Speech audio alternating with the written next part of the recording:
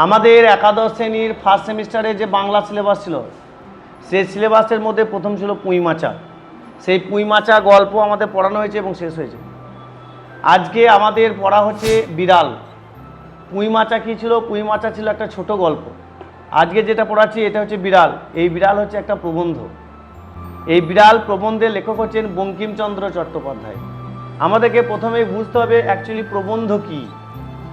প্রবন্ধ হচ্ছে এক ধরনের সমালোচনামূলক কথোপকথন, যেটা কবি, লেখক, গায়ক বা অন্যান্যরা কী করে একটা কোনো পত্রিকার মাধ্যমে তৎকালীন সময়ে বা কোনো একটা বইয়ের মাধ্যমে বা অন্য কোনো মাধ্যমে একে অপরের ত্রুটি এবং ভুলগুলো তুলে ধরত। এটার নাম হচ্ছে প্রবন্ধ। প্রবন্ধ সচরাচর আমরা যারা পড়ি পাঠক, এই পাঠকদের উপযুক্ত নয়, তবুও আমাদের সিলেবাসের অন্তর্ভুক্ত করা হয়েছে যে প্রবন্ধ, সেই প্রবন্ধের নাম হচ্ছে বিড়াল। আর এই বিড়ালের লেখক হচ্ছেন বঙ্কিমচন্দ্র চট্টোপাধ্যায়। তাহলে একটা প্রশ্ন আমরা পেয়ে গেলাম। আমরা টেক্সট বইটা তুলে তুলে পড়বো এবং এখানে প্রত্যেক জায়গায় দাগ দেবো সেই জায়গাগুলো যেগুলো পরীক্ষার প্রশ্ন আসবেই। কারণ দেখো, বইয়ের বাইরে তো কোনো প্রশ্ন আসতে পারে না। তাহলে মনে থাকবে প্রবন্ধ কি বললাম? প্রবন্ধের মধ্যে কোনো কাহিনী থাকবে না, প্রবন্ধের মধ্যে কোনো ট্র্যাজেডি থাকবে না, প্রবন্ধের মধ্যে বিশেষ কোনো নায়ক নায়িকা থাকবে না। ট্র্যাজেডি হচ্ছে একটা সমালোচনামূলক, কেউ ভুল করেছে তার ভুলটাকে তুলে ধরার জন্য। সেটা সমাজের মানুষদের হতে পারে, কোনো একক শ্রেণীর হতে পারে বা অন্য কিছুর হতে পারে, তাই না? এরকম সমালোচনামূলক পড়াই হচ্ছে প্রবন্ধ। তাহলে আজকে আমরা পড়ছি বিড়াল, যার লেখক হচ্ছেন বঙ্কিমচন্দ্র চট্টোপাধ্যায়। আমি শয়নগৃহে চারপাইয়ের উপর বসিয়া হুঁকা হাতে ঝিমাইতেছিলাম। চারপাই তলায় দাগ দিবে। চারপাই কি? চারপাই হচ্ছে খাটিয়া, যার চারটে পা আছে। সেই খাটিয়ায় বসিয়া হুঁকা হাতে, হাতে কি ছিল? হুঁকা। তাহলে আমাদের গল্প কথক হাতে কি ছিল? হুঁকা। হুঁকা হাতে ঝিমাইতেছিলাম, একটু মিটমিট করিয়া ক্ষুদ্র আলো জ্বলিতেছে। আলোটার রূপ কেমন ছিল? মিটমিট, খুব উজ্জ্বল প্রকৃতির কিন্তু নয়। তাহলে এইরকম ক্ষুদ্র আলো জ্বলিতেছে, দেওয়ালের উপর চঞ্চল ছায়া, পেটব্রত নাচিতেছে। এইরকম গল্পকথকের অনুভূতি হয়েছে। কেন অনুভূতি হয়েছে? কারণ উনি একটু নিশাগ্রস্ত অবস্থায় আছেন। উনি আফিমখোর। আফিম বুঝে তো? আফিম হচ্ছে, দেখবে পোস্ত গাছের, পোস্ত যে ফল হয় সেই ফলকে দেখবে সরু ব্লেড দিয়ে হালকা করে দাগ করে দেওয়ার পর ওখান থেকে এক ধরনের সাদা দুধের মতো আঠা বেরিয়েছে। ওইটাই পরবর্তীকালে শুকিয়ে ওর সঙ্গে আরও কেমিক্যাল মিশিয়ে তৈরি করা হয় আফিম। আর এই আফিম হচ্ছে একটা নিশাজাত দ্রব্য, যেমন বিড়ি, সিগারেট, মদ, সেরকম নিশাজাত দ্রব্য হচ্ছে আফিম। তা উনি আফিম সেবন করেছেন, ওই জন্যে একটু কী অবস্থায়? নিশা নিশা ভাব দিয়ে, নিশা নিশা ভাব অবস্থায় উনি কী দেখছেন? যে চঞ্চল ছায়া এবং পেটব্রত নাচিতেছে। আহার প্রস্তুত হয় নাই, মানে তখনও খাবার হয়নি, আহার প্রস্তুত হয় নাই। এই জন্য হুঁকা হাতে মিলিতাত্র লোচনে আমি ভাবিতেছিলাম। মানে হালকা হালকা জেগে আছে আর হালকা কি আছে? ঘুমিয়ে আছে। এমন অবস্থায় আমি যদি নেপোলিয়ান হইতাম, নেপোলিয়ানকে একজন বীর যোদ্ধা, আমি যদি নেপোলিয়ান হইতাম তবে ওয়াটারলু জিতিতে পারিতাম কিনা এমত সময়ে একটু ক্ষুদ্র শব্দ হইল, ম্যাও। তার মানে কি? উনি যে জায়গায় বসে বসে হুঁকা খাচ্ছিলেন, সেই হুঁকা খেতে খেতে লক্ষ্য করছেন, অর্ধেক ঘুমিয়ে অর্ধেক জেগে, যে আমি ওয়াটারলু হয়ে নেপোলিয়ানের সঙ্গে কি করছি? যুদ্ধ করছি। তাহলে সেই যুদ্ধে আমি জিততে পারবো কিনা, এরকম উনি ভাবছেন। দেখো, মানুষ যখন ঘুমিয়ে যায় তখন স্বপ্নের জগতে যায়, যখন সে স্বপ্নের জগতে যায় তখন সে না কি না দেখে, এরকমই ভাবছে। এটা ছিল আমাদের প্রথম প্যারাই। এমন সময়, এই যে অর্ধ স্বপ্ন দেখা অবস্থায়, এমন সময় একটা বিড়াল পাশে থেকে বলে উঠল, ম্যাও। চাহিয়া দেখিলাম, হঠাৎ কিছু বুঝিতে পারিলাম না। প্রথমে মনে হইল ওয়েলিংটন হঠাৎ বিড়ালতত্ত্ব প্রাপ্ত হইয়াছে। মানে ওয়েলিংটন বলে একজন আছেন যোদ্ধা, তিনি মনে হয় যেন বিড়াল তত্ত্ব হয়েছেন, উনি বিড়াল হয়েছেন।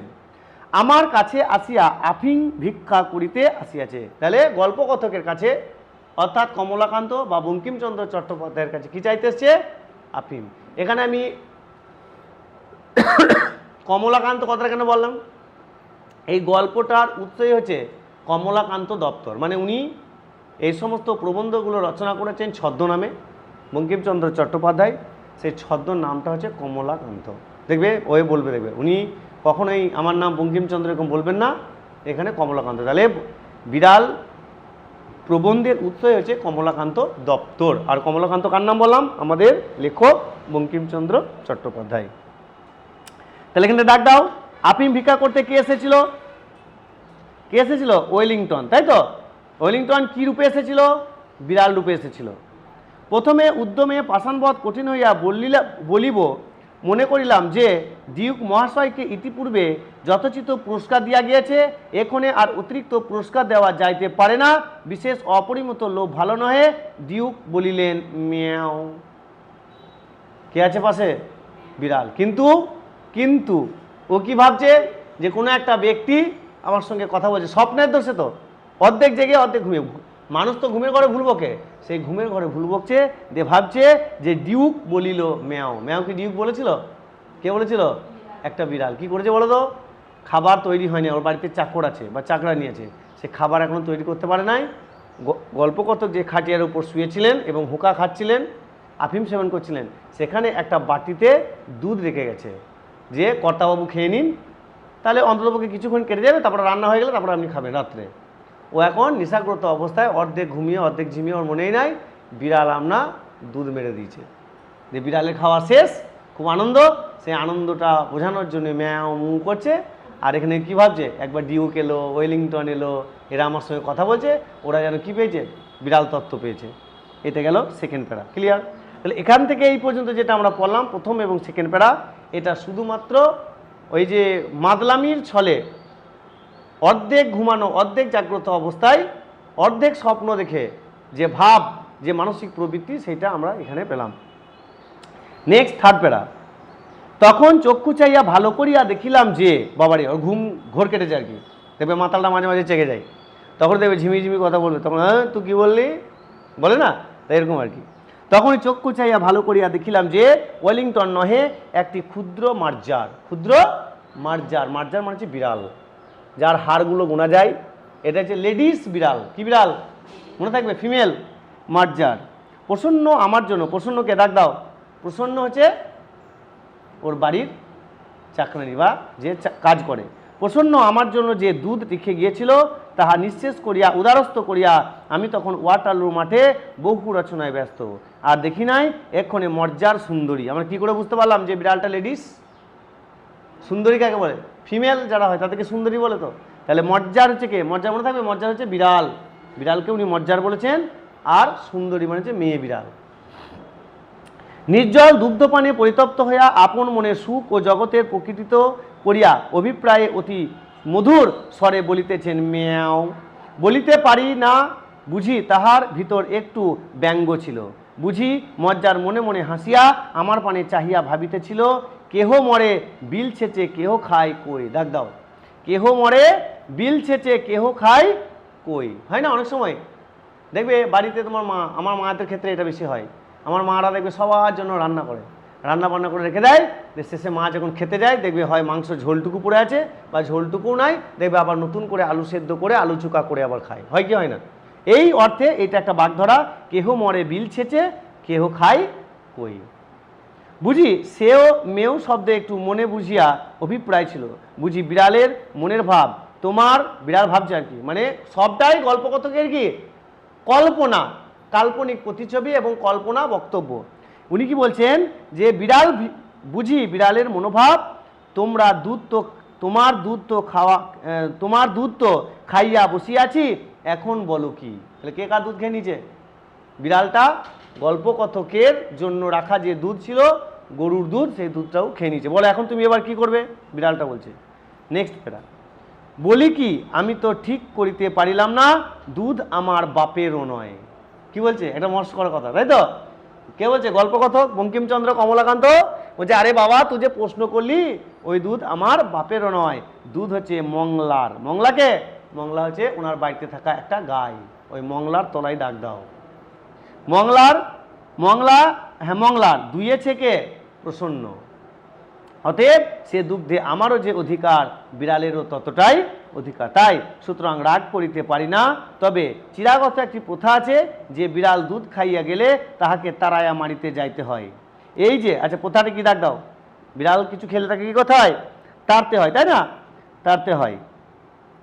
আমি যে এই চিরাগত প্রথার অবমাননা করিয়া মনুষ্য কুলাঙ্গার স্বরূপ পরিচিত হইব, ইহা বঞ্চনীয় নয়। অতএব আমি যেহেতু মানুষ, মানুষের মধ্যে যেহেতু এই প্রবৃত্তি আছে, বিড়াল কোনো কিছু খেলেই তাকে লাঠি দিয়ে মারতে যেতে হয়, আমিও কি করব? ওকে লাঠি করে তেড়ে মারবো। যদি না মারি তাহলে আমি মনুষ্য পদবাচ্য হব না, মানুষ রূপে মানুষের যে প্রবৃত্তি সেই জিনিসটা আমি হারিয়ে ফেলবো। নেক্সট দেখো, আমি সেই চিরাগত প্রথার অবমাননা করিয়া মনুষ্যকুলে কুলাঙ্গার স্বরূপ পরিচিত হইব, ইহা বঞ্চনীয় নহে। কি জানি এই মর্যাদি যদি স্বজাতি মণ্ডলে কমলাকান্তকে পেলাম, কমলাকান্ত তাহলে থাকবে, মনে থাকবে কমলাকান্তকে। কমলাকান্ত হচ্ছেন বঙ্কিমচন্দ্র চট্টোপাধ্যায়ের ছদ্ম নাম। কাপুরুষ বলিয়া উপহাস করে, অতএব পুরুষের ন্যায় আচার করাই বিধেয়। ইহা স্থির করিয়া সকাতর চিত্তে হস্ত হইতে হুঁকা নামায়া অনেক অনুসন্ধানে এক ভগ্ন ষষ্ঠী আবিষ্কৃত করিয়া সগর্বে মর্যাদির প্রতি ধাবমান হইলাম। অর্থাৎ বিড়ালকে কি করতে গেলাম? মারতে গেলাম। নেক্সট প্যারা, মর্যাদি কমলাকান্তকে চিনিত, সে ষষ্ঠী দেখিয়া বিশেষ ভীত হইয়া কোনো লক্ষণ প্রকাশ করিল না। দেখবে মাঝে মাঝে কিছু কিছু বিড়াল আছে গা ঘেঁষা, তুমি এই করে দেবে, উল্টে দেবে, কিন্তু শুয়ে পড়বে।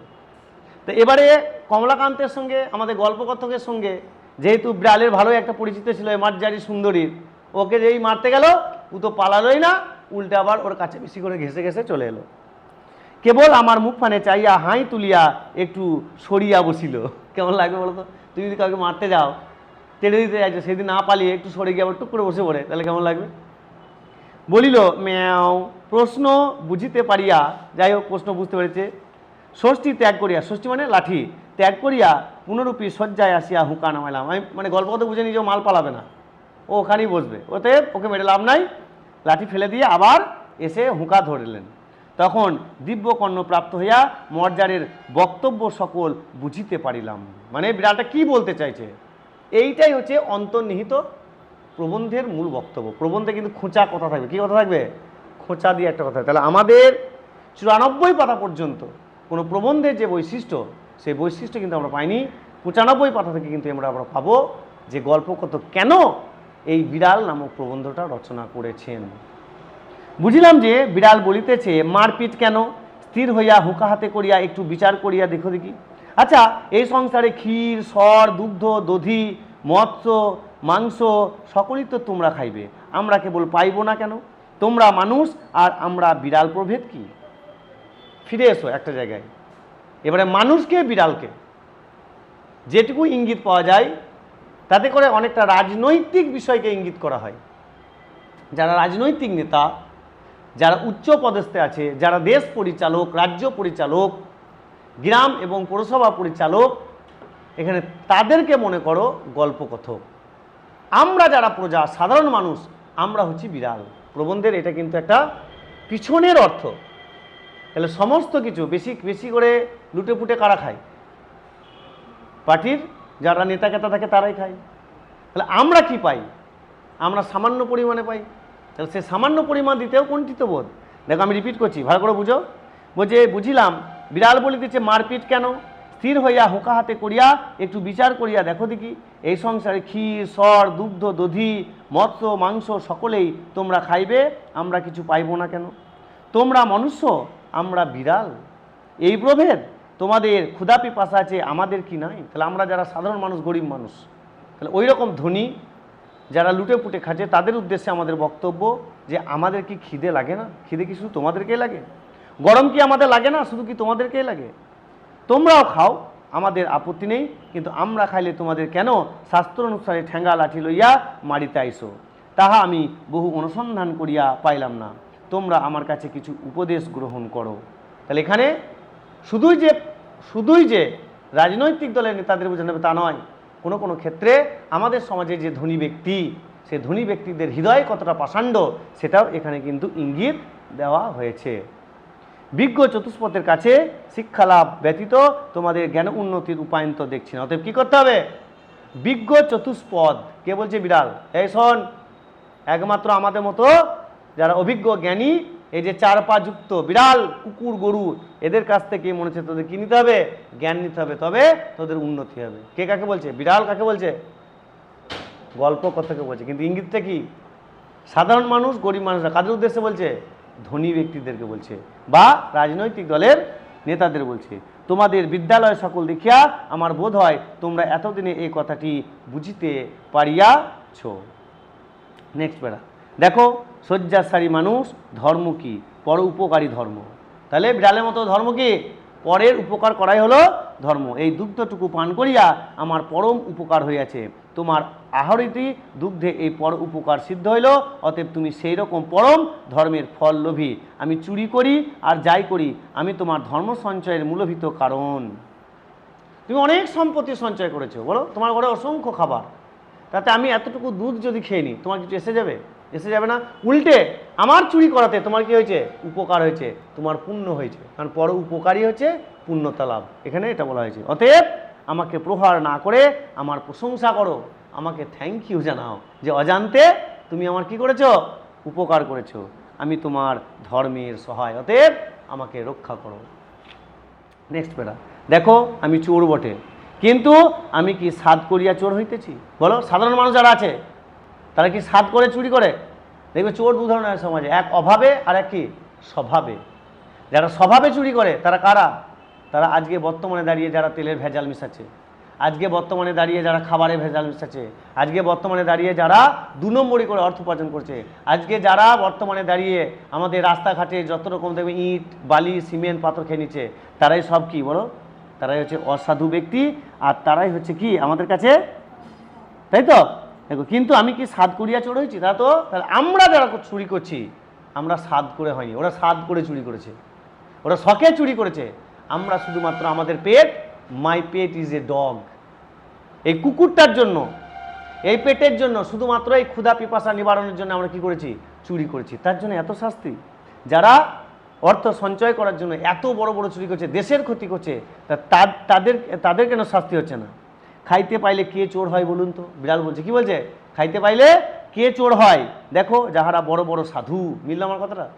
যারা বড় বড় সাধু চোরের নামে শিহরে ওঠেন, তাহারা অনেক চোর অপেক্ষাও এবং অধার্মিক। তারা তো চোর বটেই, আবার ওরা অধার্মিক, ওদের ধর্মের কোনো জ্ঞান নেই। তাহাদের চুরি করিবার প্রয়োজন নাই বলিয়াই চুরি করে না, কিন্তু তাহাদের প্রয়োজনীয় অতি ধন থাকিতেও চোরের প্রতি সে মুখ তুলিয়া চাহে না। ইহাতেই চোরে চুরি করে। অধর্ম চোরের নহে, চোরে যে চুরি করে সে অধর্ম কৃপণ ধনীর। তাহলে এখানে কমলাকান্ত অথবা বঙ্কিমচন্দ্র চট্টোপাধ্যায় কি অভিযোগ করেছেন? সমাজে যে চুরি হয়, সমাজে যে ডাকাতি হয়, এই চুরি এবং ডাকাতির কারণ চোর নয়, কারণ হচ্ছে ধনী কৃপণ ব্যক্তি। কথাটা অবশ্য অনেকটাই গ্রহণযোগ্য। যদি ধনী ব্যক্তিরা তাদের অর্থের কিছু অংশ 2%, 3% যদি মানুষদেরকে দান করতো শুধু খাবারের জন্য, তাহলে অবশ্যই কি হতো বলো? আজকে গরিব মানুষরা কি করতো না? চুরি করতো না। আজকে আমি ঘুষকড়াবাসী, আজকে আমার গর্ব অনুভব হয় যে ঘুষকড়াতে এমন একটা লঙ্গরখানা আছে যেখানে প্রতি মঙ্গলবার ঘুষকড়ার যত ভিখারি থাকে সমস্ত ভিখারিদেরকে খাওয়ানো হয়। সেটা আমাদের বাসস্ট্যান্ডের কাছে আছে। পাঞ্জাব শেখ বলে একজন দোকানদার আছে, তার প্রচেষ্টায়, এবং আরও বহু সদস্যরা থাকে, এবং তারাই কিন্তু এই প্রচেষ্টা চালিয়ে এই গরিব এবং মানুষদের দুটি ভাতের এবং ডাল ভাতের ব্যবস্থা করে দেওয়া হয়। এখানে এই কথাটাই বলা হয়েছে। বলো, এইরকম ধনী ব্যক্তিরা সমাজে যদি এইভাবে লক্ষ্য করে যে কারা খেতে পারছে না, অন্তত পক্ষে তাদের দুবেলা দুমুঠো খাবারের ব্যবস্থা করে দেয়, অন্তত পক্ষে এই সমাজে চোর থাকবেই না। তাহলে এখন আমি যে ব্যক্তির কথা বললাম, যে গ্রুপের কথা বললাম, তারা যেভাবে খাওয়া দাওয়া করাচ্ছে, তাহলে বলো এই ভিখারিরা কোনোদিন কাউরির কোনো খাবারে কোনো জায়গায় হাত দিবে?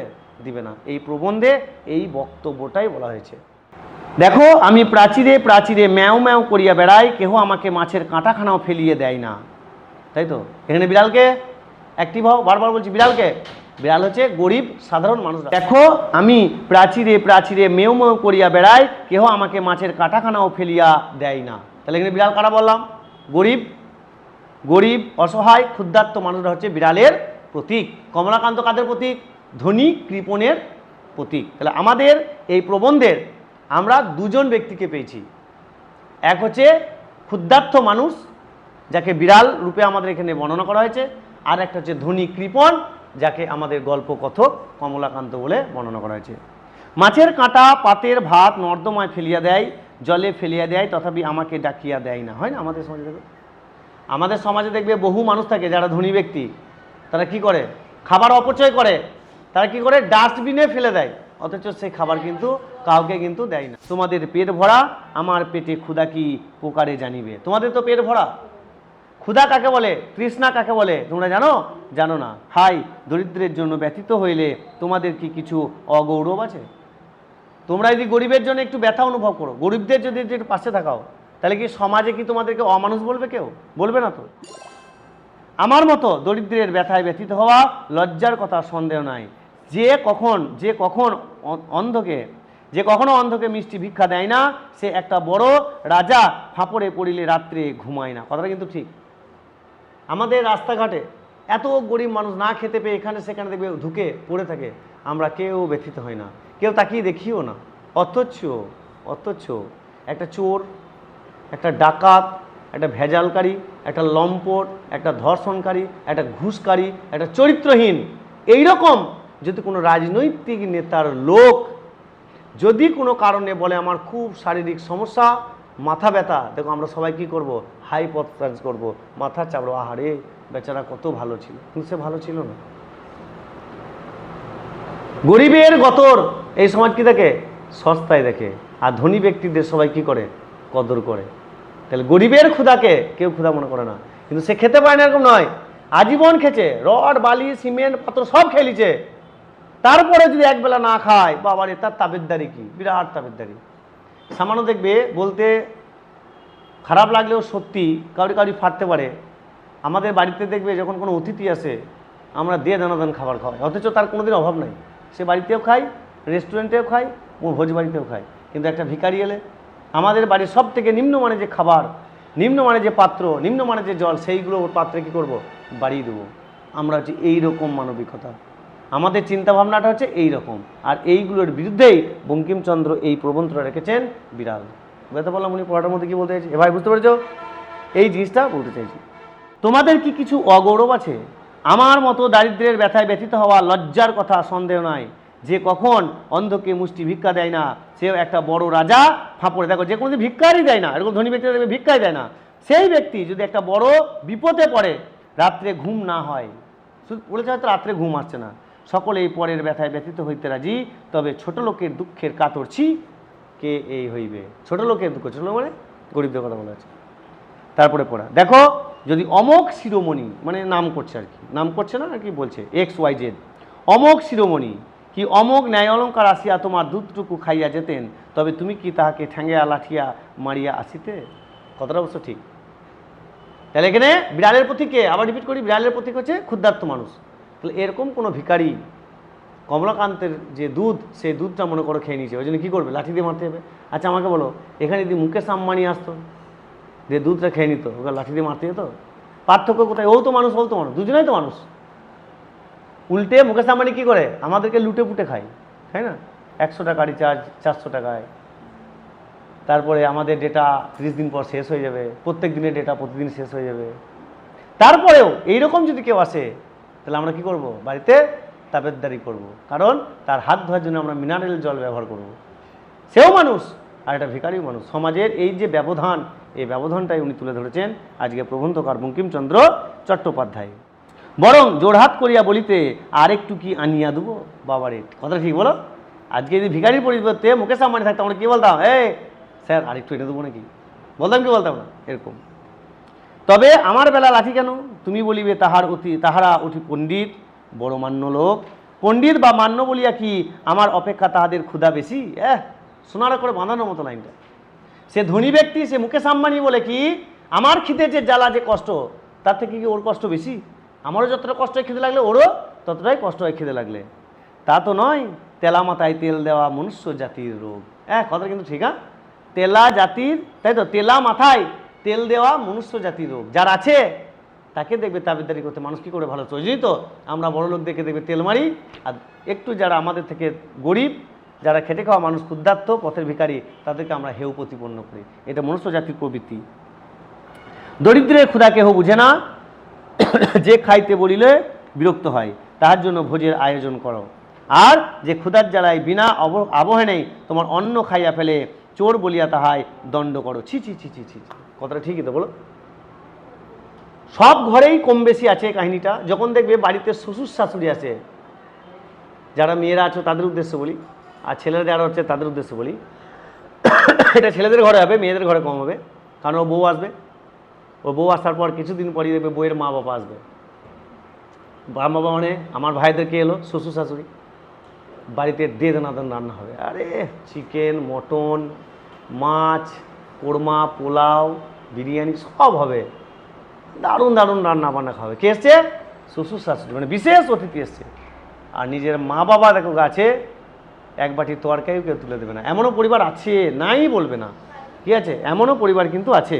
সেই জন্য বলছে দেখো, দরিদ্রের ক্ষুধা কেউ বুঝে না, যে খাইতে বললে বিরক্ত হয়। এত খাবার দিয়েছে ওর শ্বশুর শাশুড়িকে, খেতেই চাইছে না, কিন্তু ওর মা বাবা খেতে পাচ্ছে না, ছেলেটার মা বাবা খেতে পাচ্ছে না, অথচ খাবারটা দিন। এটা হচ্ছে কলিযুগের লক্ষণ ভাই, সব করে হয় না, তবে আছে, না থাকা নয়। তার জন্য ভোজের আয়োজন করো। আর যে ক্ষুধার জ্বালায় বিনা আহ্বানে তোমার অন্ন খাইয়া ফেলে, চোর বলিলে তাহারে দণ্ড করো। ছি ছি ছি ছি, দেখো আমাদিগকে দশা দেখো। প্রাচীরে প্রাচীরে মানে রাস্তায় রাস্তায় ঘুরে ঘুরে, প্রাঙ্গণে প্রাঙ্গণে, প্রাসাদে প্রাসাদে ম্যাও ম্যাও করিয়া আমার চারিদিক দৃষ্টি করিতেছি, কেহ আমাদিগকে মাছের কাঁটাখানা ফেলিয়ে দেয় না।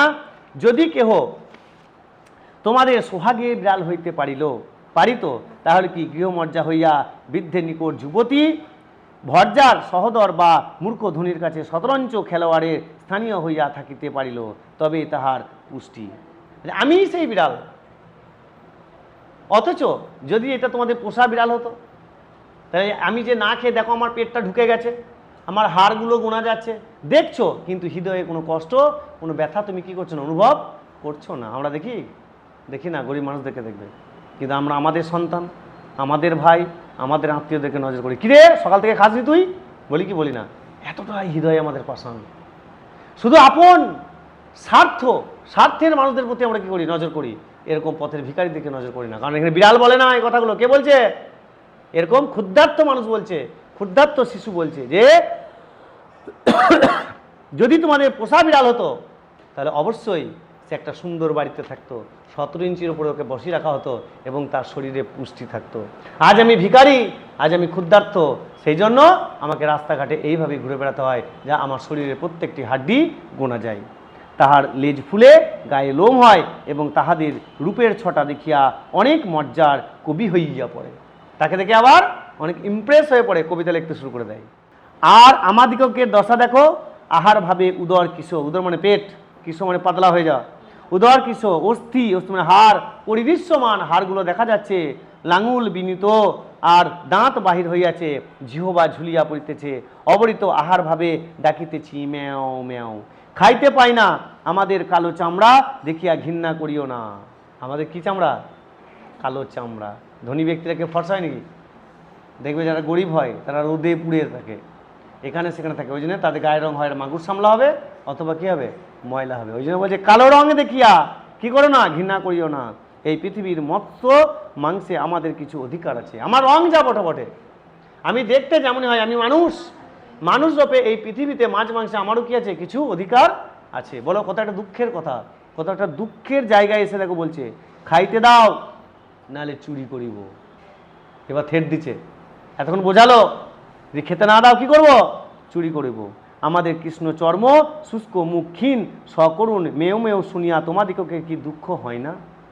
চোরের দণ্ড আছে, নির্দয়তার কি দণ্ড নাই? দরিদ্রের আহার সংগ্রহ দণ্ড আছে, কিন্তু ধনীর কৃপণের কি দণ্ড নাই কেন? তুমি কমলাকান্ত দূরদর্শী, কেননা আফিমখোর, তুমিও কি দেখিতে পাও না যে ধনীর দোষেই দরিদ্রে চোর হয়? তাহলে আমাদের সমাজের যে চোর, এই চোরের জন্য কমলাকান্তের মতো দায়ীকে ধনী কৃপণরা, যাদের আছে অথচ কি করে না, দান করে না, যাদের আছে অথচ সাহায্য করে না, এই সমস্ত লোকদের জন্য আমাদের সমাজে আজকে কি চোর। 500 দরিদ্রকে বঞ্চিত করিয়া একজনে 500 লোকের আহার্য সংগ্রহ করিবে কেন? যদি করিল তবে সে খাইয়া তাহার যাহা বাহিয়া পড়ে তাহার দরিদ্রকে দিবে না কেন? যদি না দেয় তবে দরিদ্র অবশ্য তাহার নিকট হইতে চুরি করিবে, কেননা অনাহারে মরিয়া যাইবার জন্য এই পৃথিবীতে কেহ আসে নাই। তাহলে এই পেরার অর্ধেক পর্যন্ত কি করা হয়েছিল? ক্ষুধার্ত মানুষদের বৈশিষ্ট্য তুলে ধরা হয়েছিল, তাদের মানসিক প্রবৃত্তি তুলে ধরা হয়েছিল। বাকি অর্ধেক থেকে কি করা হলো? ঠেট দেওয়া হলো, যদি না দাও কি করব? চুরি করব। আমি আর সহ্য করিতে না পারিয়া বলিলাম, থাম থাম থাম, মজ্জার পণ্ডিতে থাম। কে বলছে? কমলাকান্ত। কাকে বলছে? বিড়ালকে বলছে। তার মানে ধনী ব্যক্তি গরিব ব্যক্তিকে এবার জ্ঞান দিচ্ছে। তোমার কথাগুলি ভারী সোশ্যালিস্টিক, অর্থাৎ সমাজ বিশৃঙ্খলার মূল। যদি যাহার তত ক্ষমতা তত ধনসম্পদ করিতে না পায়, অথচ সঞ্চয় করিয়া চোরের জ্বালায় নির্বিঘ্নে ভোগ করিতে না পায়, তবে কেহ আর ধন সঞ্চয় যত্ন করিবে না, তাহাতে সমাজে ধনবৃদ্ধি হইবে না। দাঁড়া থাম, তুই যখন থেকে বলছিস তো, যদি তোর কথাই হয়, তাহলে যদি সব দান করে দেয়, তাহলে ধনী হবে কি করে? ধন সঞ্চয় হবে কি করে? দেশের উন্নতি হবে কি করে? মজ্জার বলিল, ক্ষুদ্ধার্ত সে ব্যক্তি বলছে, না হইল তো আমার কি? সে ধনী হলো কি বড় লোক হলো, তাতে আমার কিছু এসে যায় না। সমাজের ধনবৃদ্ধির অর্থ ধনীর ধনবৃদ্ধি, তাই তো? কথাটা অবশ্য ঠিক। সমাজের ধনবৃদ্ধি মানে কার ধনবৃদ্ধি? ধনীর ধনবৃদ্ধি। আমার কি? ধনীর ধনবৃদ্ধি না হইলে কি দারিদ্রের কি ক্ষতি হতো? যদি ধনী ব্যক্তি ধন সঞ্চয় না করতো, তাহলে আমার কি ক্ষতি হতো? গরিবদের কিছু ক্ষতি হতো না। আমি বুঝাইয়া বলিলাম যে সামাজিক ধনবৃদ্ধি ব্যতীত সমাজের উন্নতি নাই। বিড়াল রাগ করিয়া বলিল যে, আমি যদি খাইতে না পাইলাম, তবে সমাজের উন্নতি লইয়া কি করিব? কথাটা ঠিক বলো। আমি যদি খেতে না পাই, তাহলে সমাজের উন্নতি নিয়ে আমি কি করব?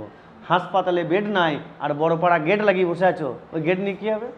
কি দরকার? বেডটা দরকার। বিড়ালকে বুঝানো দায় হইল যে বিচারক বা নৈয়ায়িক কস্মিন কালে কেহ তাহাকে কিছু বুঝাইতে পারে না। এই মজ্জার সুবিচারক এবং সুতার্কিকও বটে, সুতরাং না বুঝিবার পক্ষে ইহার অধিকার আছে। অতএব ইহার উপর রাগ না করিয়া বলিলাম, সমাজের উন্নতিতে দরিদ্রদের প্রয়োজন না থাকিতে পারে, কিন্তু ধনীদিগের বিশেষ প্রয়োজন। অতএব চোরের দণ্ডবিধান কর্তব্য। এসব বাদ দে, ধনী সঞ্চয় করবেই, সঞ্চয় না করে দেশের উন্নতি হবে না। তুই যা ভাবলি, চুরি করলেই উদুম কি খাবি? কেলানি খাবি। মাঝারি মহাশয় বলিলেন, চোরকে ফাঁসি দাও, তাহাতেও আমার আপত্তি নাই, কিন্তু তাহার সঙ্গে আর একটি নিয়ম করো। যে বিচারক চোরকে সাজা দিবেন, কথাটা কিন্তু দারুণ আছে এখানে লাইনটা, বলছে অবশ্যই আমি চুরি করেছি, আমার চোরের সাজা হোক, কিন্তু তার আগে যে বিচারক চোরকে সাজা দিবে তার উপরে ক্ষুদ্ধার্থ কি একবার এক্সপেরিমেন্ট করা হোক, একবার পরীক্ষা করা হোক, দেখা হোক সে কি করে, কেমন। তিনি আগে 3 দিন দিবস উপবাস করুন। 3 দিন তাকে কিচ্ছু খেতে দেওয়া হবে না। তাহাতে যদি তাহা চুরি করিয়া খাইতে ইচ্ছা না করে, তবে তিনি স্বচ্ছন্দে চোরকে ফাঁসি দেবেন। তুমি আমাকে মারিতে লাঠি তুলিয়াছ, তুমি অদ্য হইতে 3 দিবস উপোস করো, চলো তুমি আজ থেকে খাবে না 3 দিন।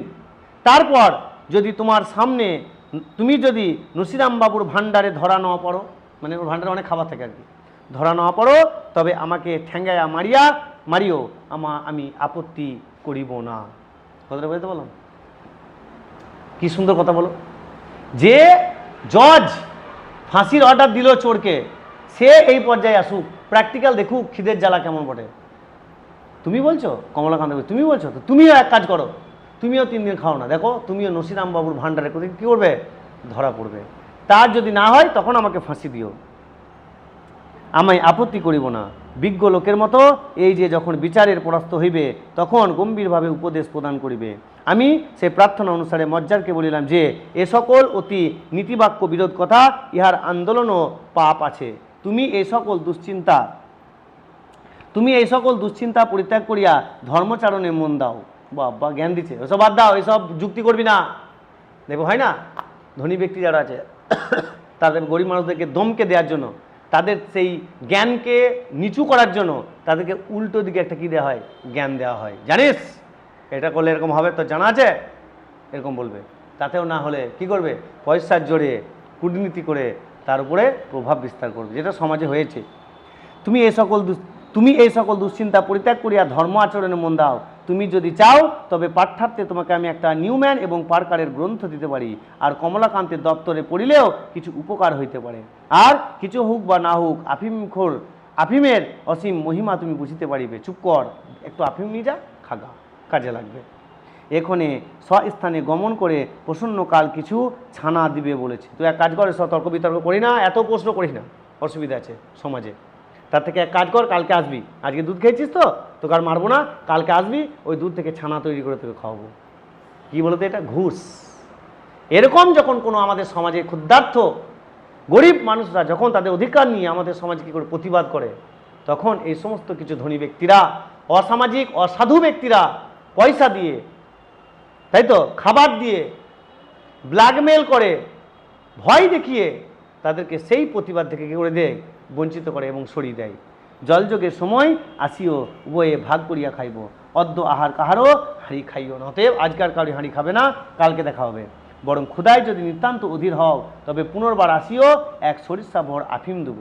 মজ্জার বলিল, আফিমের বিশেষ আমার প্রয়োজন নাই, তবে হাঁড়ি খাওয়ার কথা ক্ষুধা অনুসারে বিবেচনা করা যাইবে। তাই তো? বলতে পারছি না, কথা দিতে পারছি না। হাঁড়ি খাবো কি খাবো না কথা দিতে পারছি না। তার মানে নাকি গরিব মানুষটা কি বলতে চাইছে? ক্ষুধার্ত ব্যক্তি কি বলছে? আমি চুরি করবো কি করবো এটা গ্যারান্টি দিতে পারছি না। কেন? সেটা আমার পেটে কত পরিমাণ খিদে আছে তার উপর নির্ভর করছে।